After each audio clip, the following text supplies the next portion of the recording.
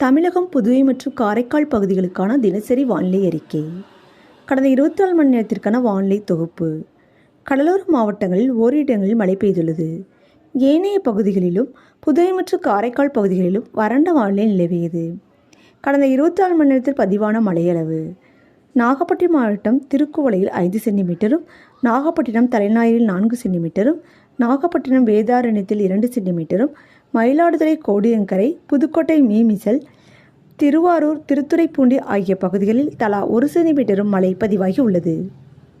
வெப்பநிலை பற்றிய குறிப்பு: அதிகபட்ச வெப்பநிலையாக ஈரோட்டில் 38.6 டிகிரி செல்சியஸ் பதிவாகி உள்ளது. அடுத்த 7 தினங்களுக்கான வானிலை முன்னறிவிப்பு மற்றும் எச்சரிக்கை. கிழக்கு திசை காற்றின் வேக மாறுபாடு காரணமாக 21ஆம் தேதியில் தமிழகத்தின் கடலோர மாவட்டங்கள் மற்றும் அதனை ஒட்டிய மாவட்டங்களில் ஒரு சில இடங்களிலும், புதுவை மற்றும் காரைக்கால் பகுதிகளிலும் லேசானது முதல் மிதமான மழை பெய்யக்கூடும். ஏனைய பகுதிகளில் வறண்ட வானிலை நிலவக்கூடும்.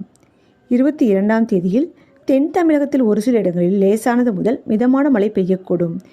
ஏனைய பகுதிகளில் வறண்ட வானிலை நிலவக்கூடும். 23ஆம் தேதி முதல் 27ஆம் தேதி வரை தமிழகம், புதுவை மற்றும் காரைக்கால் பகுதிகளில் வறண்ட வானிலை நிலவக்கூடும்.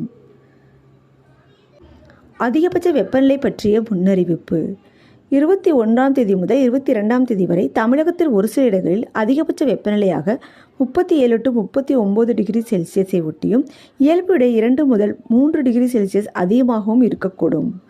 அதிக வெப்பநிலை மற்றும் அதிக ஈரப்பதம் இருக்கும் பொழுது ஓரிரு இடங்களில் அசௌகரியங்கள் ஏற்படலாம்.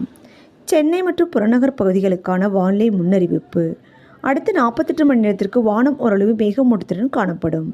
அதிகபட்ச வெப்பநிலையாக 33 to 34 டிகிரி செல்சியஸ் மற்றும் குறைந்தபட்ச வெப்பநிலையாக 26 டிகிரி செல்சியஸை ஒட்டியே இருக்கக்கூடும்.